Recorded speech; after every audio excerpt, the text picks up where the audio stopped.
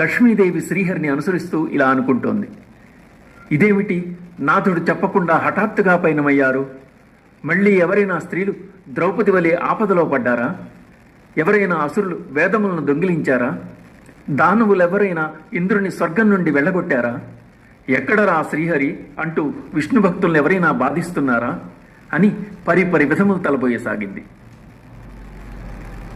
అడిగెదనని కడువడిజను నడిగిన తను మగుడనుడువడని ఎడుగున్ వడి వడి జిడిముడి తెడబడ నడుగిడు నడుగిడదు జడిమ నడుగిడు నెడలన్.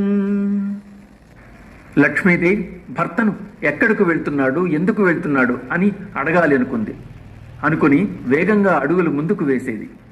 అడిగితే ఏమంటాడో అని సందేహించి ఆగిపోయేది.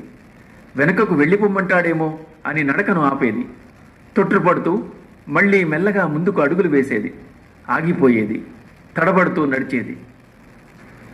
అలా లక్ష్మీదేవి తడబడుతూ తత్తరపాటుతో వేసిన అడుగులను, మూల భాగవతంలో చెప్పని ప్రయాణ సన్నివేశాలను కడు రమణీయంగా చిత్రించి చమత్కరించిన పోతన ధన్యుడు.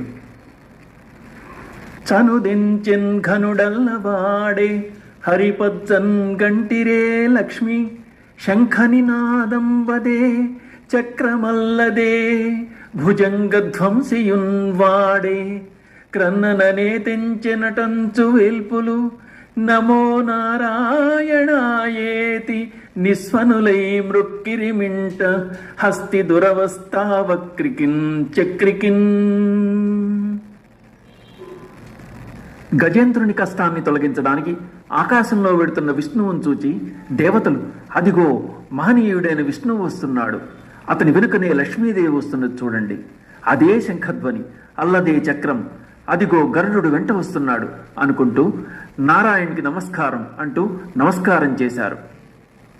పూరించన్ హరి పాంచజన్యము. విజయ సంకేతంగా హరి పాంచజన్యాన్ని పూరించాడు. శంఖనినాదం గజరాజుకు దయారసంతో కూడుకున్న శబ్దంలా వినిపించింది. దీనుల దుఃఖాన్ని దూరం చేసేది అది. ఆ శంఖధ్వని పంచభూతాలను పటాపంచలు చేసేదిగా ఉంది. శత్రువుల సైన్యాన్ని పారద్రోలేలా ఉంది. శ్రీహరి ఆ విధముగా వచ్చిన వాడే గజరాజు యొక్క అవస్థను గాంచి చక్రాయుధంతో మకరిని ఖండించి వేశాడు.